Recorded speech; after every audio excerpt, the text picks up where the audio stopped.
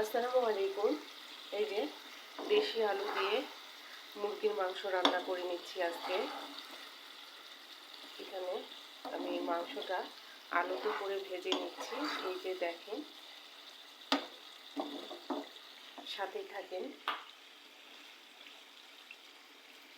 আর ভিডিওটি কার কাছে কেমন লেগেছে অবশ্যই কমেন্টে জানাবেন।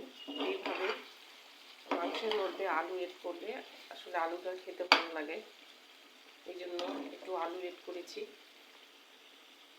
এখন আমি মাংসটা আলুতে করে ভেজে নিচ্ছি। তো আল্লাহ হাফেজ। আসসালামু আলাইকুম। এই যে দেশি আলু দিয়ে মুরগির মাংস রান্না করে নিচ্ছি আজকে।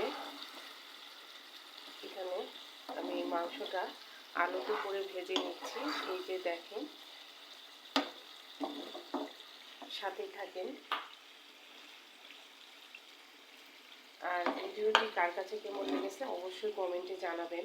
এইভাবে মাংসের মধ্যে আলু এড করলে আসলে আলুটা খেতে ভালো লাগে, এই জন্য একটু আলু এড করেছি।